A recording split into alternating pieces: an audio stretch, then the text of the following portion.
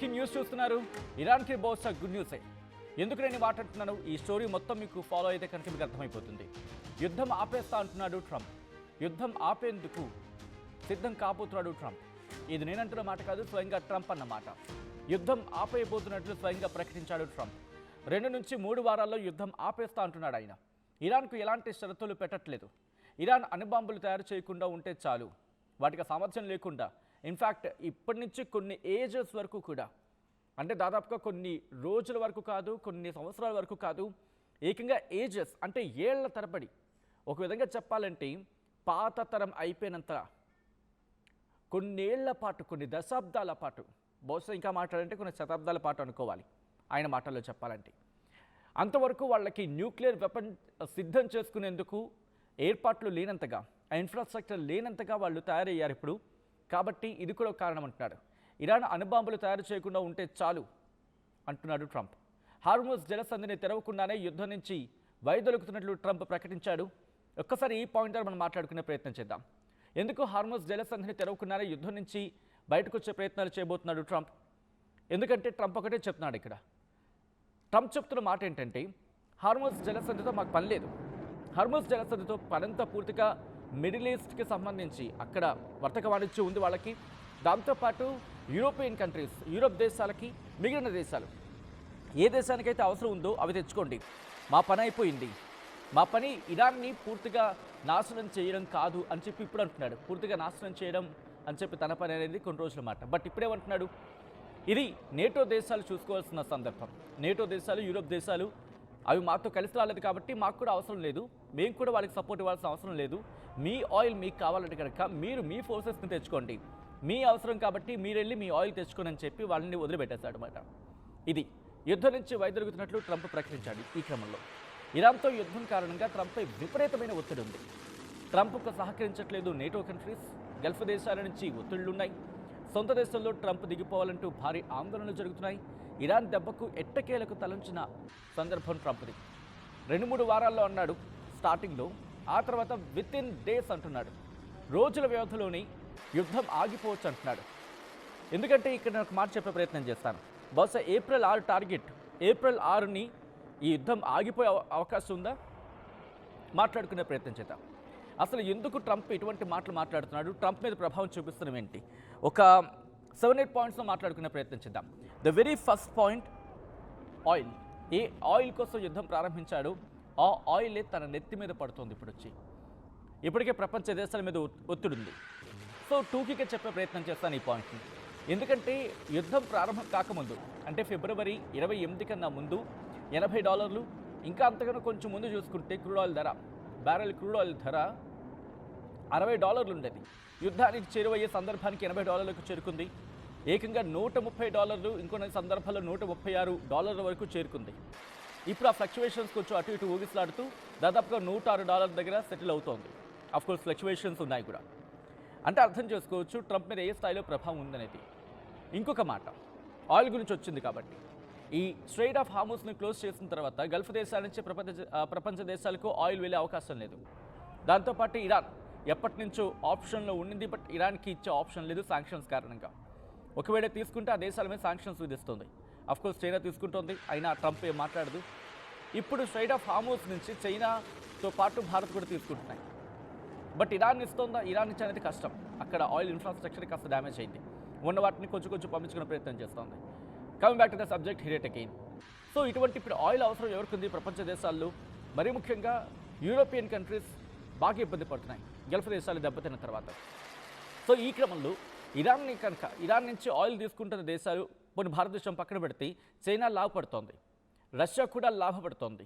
ఈ గల్ఫ్ దేశాలతో యుద్ధం కారణంగా ఇటు ట్రంప్ స్వయంగా చెప్పుకొచ్చాడు, ఈవెన్ భారత్కి కూడా మీరు రష్యా నుంచి ఆయిల్ దిగుమతి చేసుకోవచ్చు, నేను ఎటువంటి శాంక్షన్స్ విధించినట్టు చెప్పుకొచ్చాడు. So Russia లాభపడుతోంది.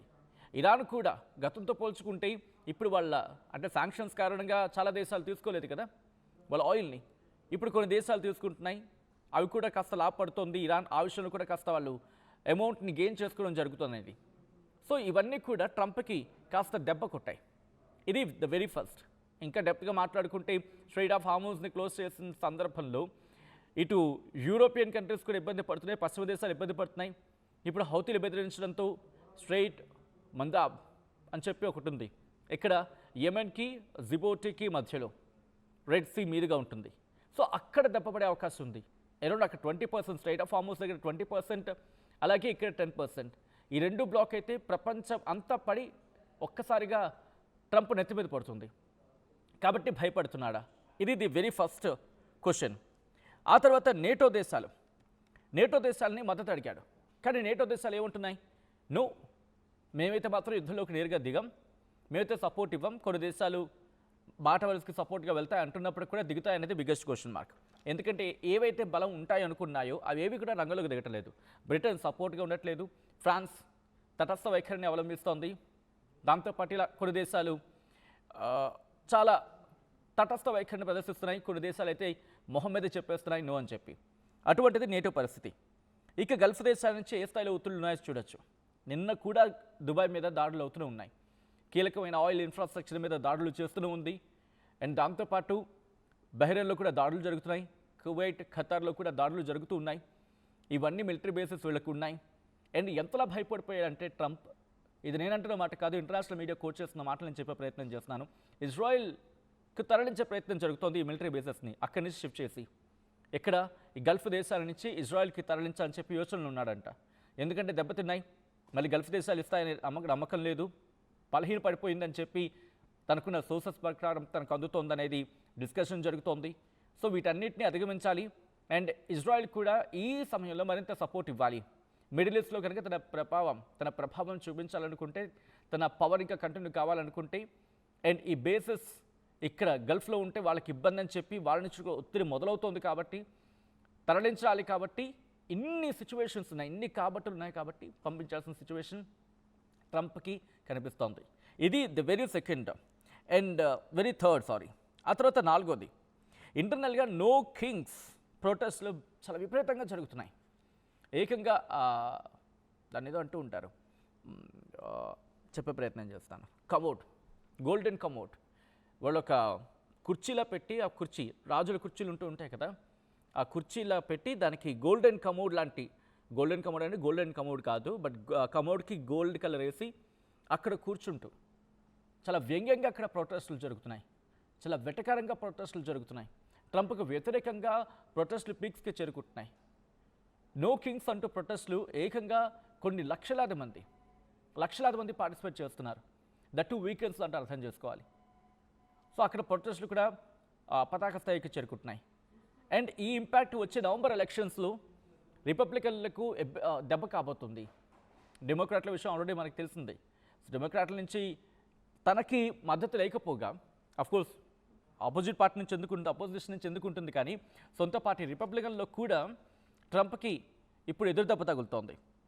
అండ్ ఇక్కడ నుంచి నవంబర్ ఎలక్షన్స్ మీద ఇంపాక్ట్ చూపించబోతోంది. ఇక్కడ నుంచి నెక్స్ట్ పాయింట్ కీలకంగా మారబోతుంది. ఎందుకంటే ట్రంప్ ఏ మాట అయితే అనుకున్నాడో, ట్రంప్ ఏదైతే కోరుకున్నాడో, రెజ్యూమ్ చేంజ్ ఎక్కడా కూడా తన మాటల్లో వినిపించట్లేదు. ఎక్కడా రెజ్యూమ్ చేంజ్ అనే మాట వినిపించట్లేదు, కొత్త నాయకుడి పేరు లేదు, ఆ ఊస ఎక్కడా వినిపించట్లేదు. అంటే తన ఫెయిల్యూర్ని ఒప్పుకున్నట్టు. ఎందుకంటే ముస్తాబా ఖమేనీ లేడు అని చెప్పి అక్కడ అన్నాడు, కానీ అది కన్ఫర్మేషన్ ఎక్కడా లేదు. అండ్ ఇరాన్ కూడా దాన్ని ఎక్కడ కన్ఫర్మేషన్ ఇచ్చిన సందర్భాలు లేవు. సో ముస్తాబా ఖమేనీ గురించి పక్కన పెడితే కొత్త లీడర్షిప్ గురించి ఎక్కడా ప్రస్తావన లేదు. అంటే ఈ విషయంలో తన ఫెయిల్యూర్ని ఒప్పుకున్నాడా అనే క్వశ్చన్ రైజ్ అవుతుంది ఇక్కడ. అండ్ ఆ తర్వాత న్యూ లీడర్షిప్, కొత్త రెజ్యూమ్ ఎవరిని పెట్టాలి?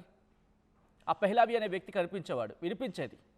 ఇక నెక్స్ట్ తనే అనుకున్నారేమో బహుశా, ఒకవేళ అమెరికా కనుక పూర్తిగా ఇరాన్లో ఆపరేషన్కి దిగి రెజ్యూమ్ చేంజ్ చేస్తే పెహ్లావి అని చెప్పి వినిపించేవాడు, వాడి పేరు వినిపించేది. వాడు ఎక్కడ కనిపించట్లేదు, తన పేరు ఎక్కడ వినిపించట్లేదు ఆయనది.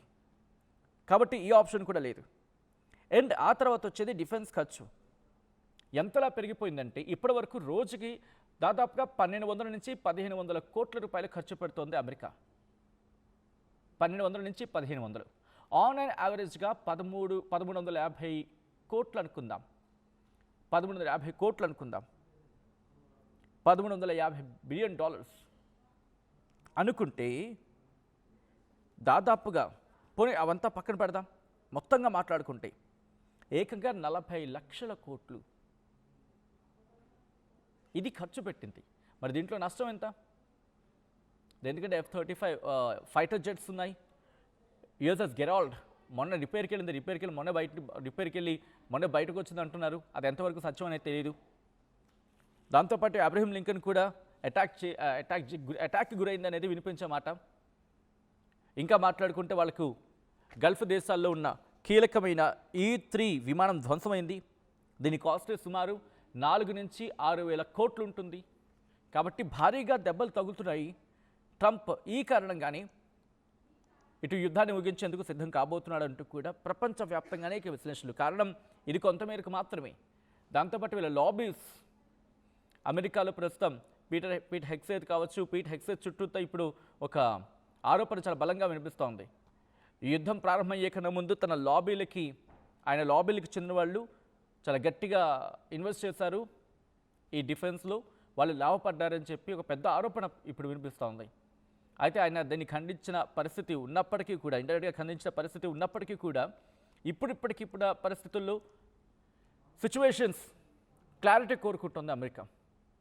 అయితే వాళ్ళ పెంటగాన్ వాళ్ళ డిఫెన్స్కి సంబంధించి ఆఫీస్ ఉన్నది కాబట్టి పెంటగాన్ అంటూ ఉంటారు. సో పెంటగాన్ ఏమంటోంది, లేదు అదంతా అబద్ధం, ఆరోపణలు అవి, వాస్తవాలంటే మా ముందు చూపించండి అంటోంది. కాబట్టి ఒకటి కాదు రెండు కాదు, I have lots of points ఉన్నాయి. వీళ్ళు అంటే ట్రంప్ ఎందుకు యుద్ధానికి బ్రేక్ ఇచ్చే ప్రయత్నం చేయబోతాడు అనడానికి.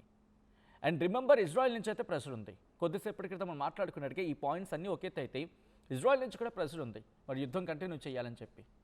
ఎందుకంటే రెజ్యూమ్ చేంజ్ కాకపోతే వాళ్ళ అక్కడ ఇబ్బందిగా మారే అవకాశం ఉంటుంది. ఏదో అంటూ ఉంటారు కదా, శత్రుశేషం ఉండకూడదని చెప్పి. ఆ సందర్భంలో ఇజ్రాయెల్ ఆలోచిస్తోంది. బట్ మనకున్న పాయింట్ ప్రకారం చూసుకుంటే కనుక ట్రంప్ యుద్ధాన్ని ఆపే అవకాశం ఎక్కువగా కనిపిస్తోంది. ఆ ఒత్తిడి కనిపిస్తోంది. తన ఆరోగ్యం కూడా కాస్త క్షీణించిన సందర్భం గత వారం రోజుల నుంచి చూసుకుంటే. ఇవన్నీ పరిస్థితుల దృష్ట్యా ఏ క్షణాన్నైనా ట్రంప్ యుద్ధాన్ని ఆపేసే అవకాశం ఉంది. ఇంతవరకు కూడా పాయింట్ కోసం చూశాడు. ఏదో అంటూ ఉంటారు కదా, గొప్పవాళ్ళు అంటే సోకాల్డ్ ఏదో సాధించిన వాళ్ళు కాదు. ఒక విధంగా చెప్పాలంటే తిక్కలేగి బలిసిన వాళ్ళు ఉంటారు కదా, వాళ్ళు యుద్ధాన్ని ప్రారంభించి గెలవకపోతే, పోరాడకపోతే వాళ్ళు ఓడిపోయినట్టు. బలవంతుడు పోరాడి యుద్ధాన్ని ప్రారంభించి పోరాడి గెలవకపోతే ఓడిపోయినట్టు.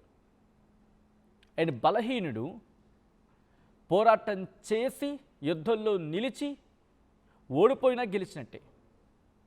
కేవలం పోరాటంలో నిలిస్తే చాలు వాళ్ళు గెలిచినట్టు. బలవంతుడు పోరాటంలో నిలవకపోతే ఓడిపోయినట్టు. ఇదే ఇప్పుడు ఇరాన్కి అమెరికాకు మధ్య కనిపిస్తున్నమాట.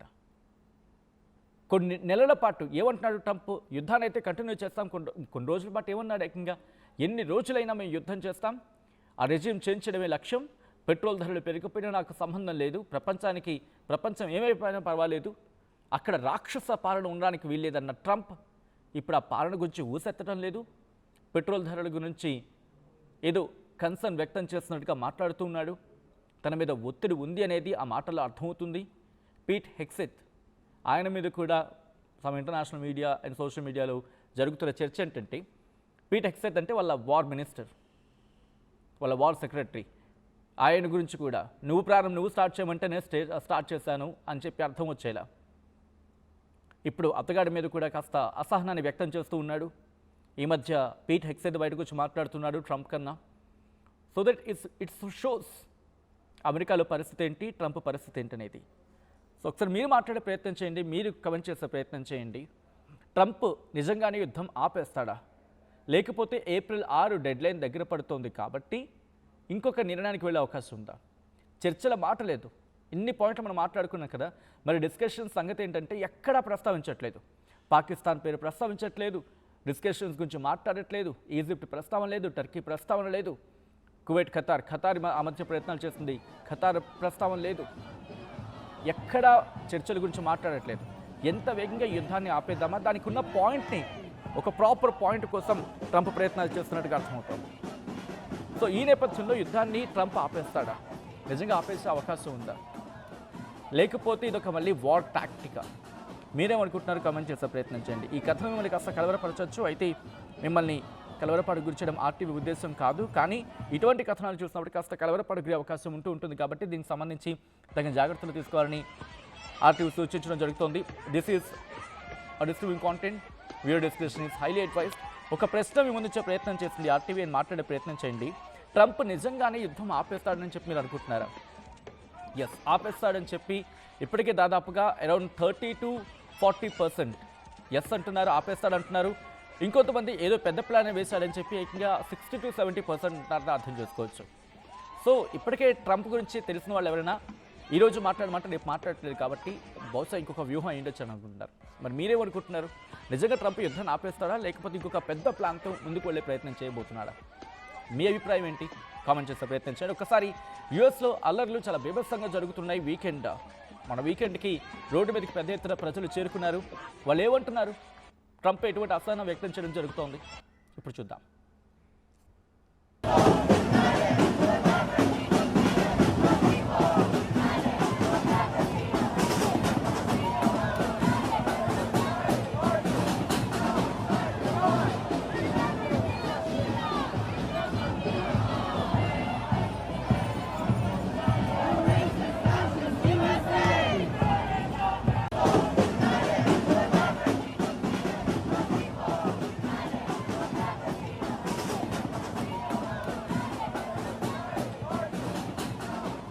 అసలైన తొలి వెలుగు. ఫాలో వాట్సాప్ @తొలి వెలుగు official.